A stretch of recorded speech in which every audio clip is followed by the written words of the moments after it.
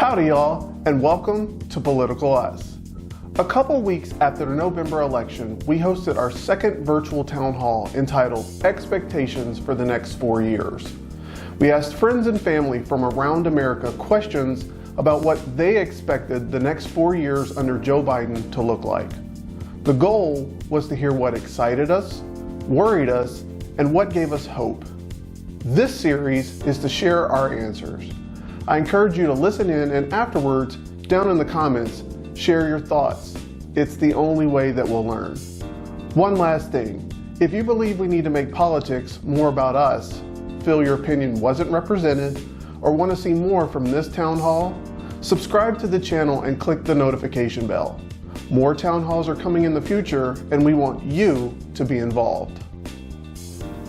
In this episode, we take a look at compromise. Can we? And if so, where does it begin? Enjoy.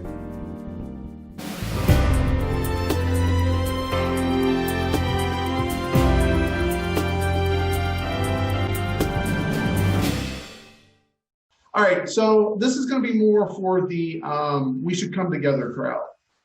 So, and it's about compromise. How do we actually compromise? Party liners on both sides are entrenched, completely dismissing calls for compromise. Those numbers continue to grow. Are we beyond finding compromise? And if not, how do we engage in those that are already entrenched? So this question stems a lot around people that, you guys saw it just like I did. As the election comes up, oh, well, we just need to remember we're all one America. We need to remember that there'll be a president that's elected and we need to move on with our country. I don't think it's that simple. I don't think sitting there going, okay, we need to all hold hands and sing Kumbaya. There's a lot of hurt feelings on all these sides. So how do we move forward with that? I think it starts at your kitchen table, having uncomfortable conversations with your family members. I come from a conservative, Republican, Catholic family. I have generally voted Democratic over the past 8 to 10 years or so. So some of the conversations can be pretty difficult, but I think that's overall where it starts. Not with, even though I've had my words with random people online, I think it really starts at the kitchen table of like, this is why I feel this way about whatever subject. This is why I feel like the cost for college is out of control and we need to do something about this.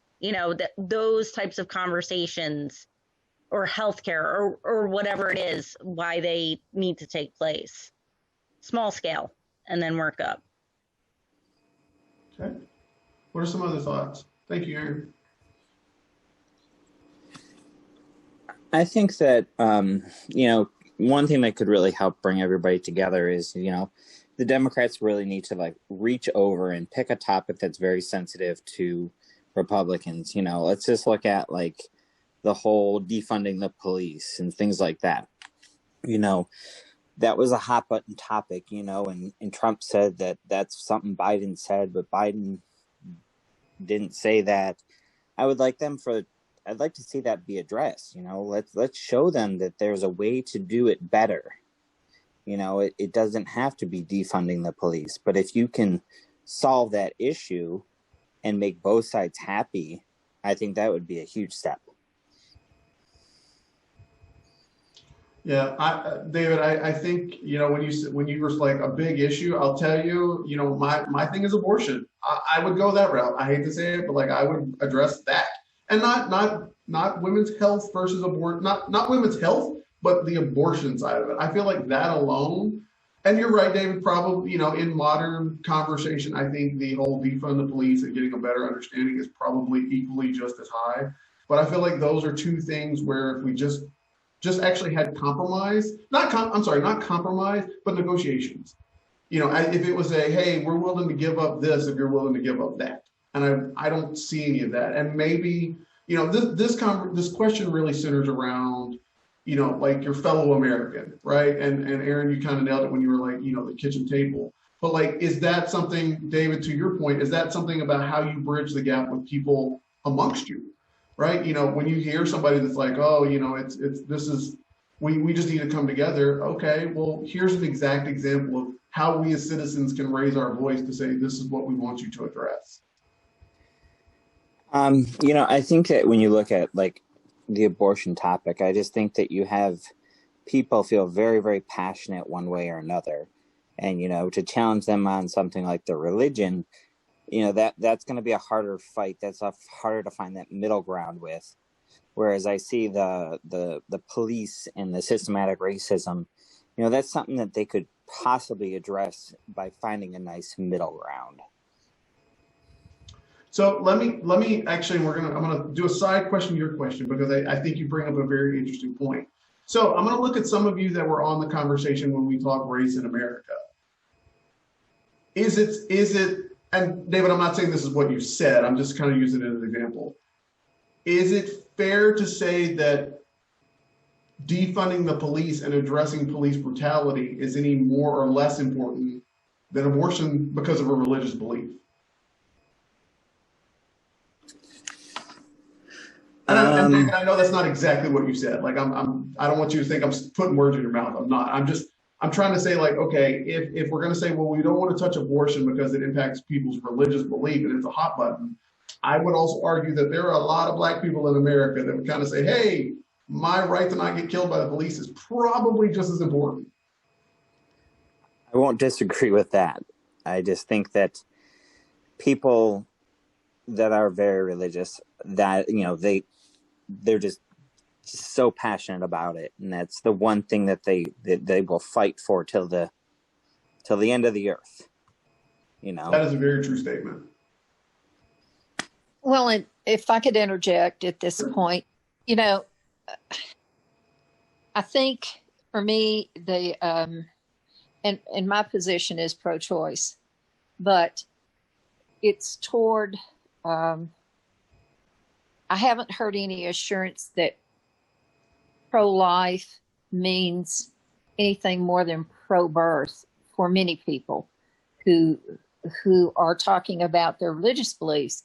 And while I can embrace that the taking of life is wrong, we do that in other contexts, such as war or capital punishment, or killing our citizens when they're pulled over for a traffic violation.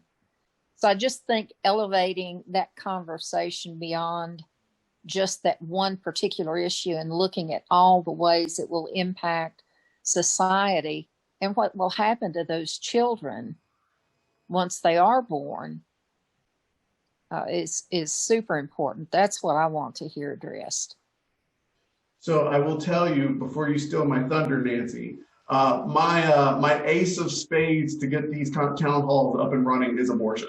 That's my ace of spades. Like, these first year to kind of test the waters and see how it all works out, but to truly get people involved, abortion. Like, right, you're right. So there is one coming at some point down the road.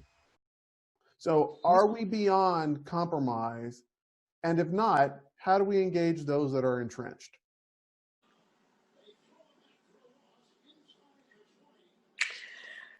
Wow, that's a tough one. Welcome to Political Us, where we ask tough questions. Because I ask myself that every day. I can't get my own family to compromise. How in the world? I can compromise with a stranger easier than I can my own family. So how in the world, when things are so far apart? I don't know. I think it's just a matter for me of just deciding, okay, so like when I see political posts that really get under my skin, it's my mind, it's like in Nemo when, she says, just keep swimming, swimming, swimming. I'm like, just keep scrolling, scrolling, scrolling. So part of a compromise to me is just not saying any, when I know exactly what I need, I don't want to argue. Compromising doesn't mean arguing. I don't know how to make it be that way, but I mean, when I come to a place where I recognize I'm beat, I can find a way to be willing to change.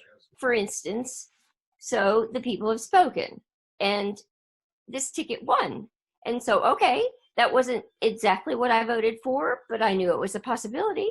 So now I'm going to jump on and go, okay, how can I be supportive of this? Yeah. That's what that looks like for me. Okay. Brian, I'm going to toss the question to you.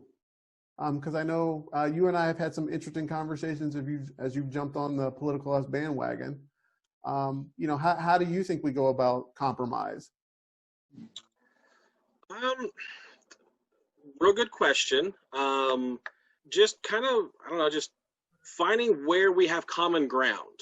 Obviously we're going to have, people that are, looking at one way versus the other. There's got to be some form of overlapping ideas that we have, whether, it's based on finances, economy, race, police, various things of that nature. There's got to be some sort of overlapping. I know in my family, I've got my brother and one of my sisters that they've kind of disowned each other because they've kind of, one's on one side, one's on the other, and they're very much in that field, and they're not really talking to each other that much these days, unfortunately. So it's I at least, I respect their opinions, and that's kind of what it all boils down to is, okay, look, we don't have to agree. You're going to have your beliefs, you're going to have your opinions. We're not going to agree all the time, but just make sure you have that respect for people as a person, as a human being, and go, look, that's yours, this is mine. At the end of the day, we're still family, we're still friends. If it's just Joe Schmo off the street, they're like, well, I'm not going to see you again. It doesn't matter if we agree, So as far as, compromising, just find that common ground and then build upon it. If the thought is to find common ground, where does that exist right now? So let's just use, we've talked COVID. Where is the common ground with COVID?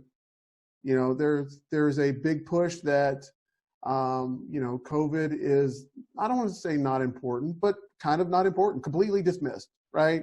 The economy recovered in the third and fourth quarter of last year because our federal government basically just ignored it. But deaths went up, sicknesses went up. So, we're very much entrenched in two battleground lines. So for something as not basic, but as something as forefront as COVID, what's a middle ground for COVID? I feel that for COVID, the common ground, that something that hopefully we all can agree on, is masks help. If you go out into public and are around people, put on a mask, wear it properly. That's going to help eliminate the spread of this virus. And that's one of the things that, my 5-year-old with autism wears his mask 6, 7, 8 hours a day at school, 5 days a week, like a rock star. When we go into the parks, we go out to the store, he has his mask on. He's always wearing it. If my 5-year-old with autism can wear it, who does not like change, can do this, someone in their 20s, their 30s, their 50s, their 60s, whatever, there's no excuse for this.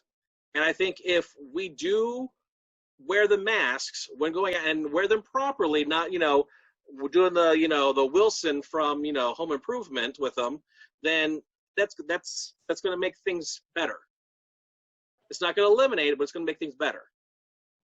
Well, I thought too, even to come to a more personal level, when I think about COVID, we all know people who have it or who have had it or who are suffering from it or who have died from it now. I can even more personalize masks help, and I can bring that down to me and talk to you and be like, wasn't that awful that those people got sick and my friend got it and your friend got it and these friends got, and that's some real common ground, because that's just practical, real life, all up in the middle of where we are, experience with this thing that is COVID.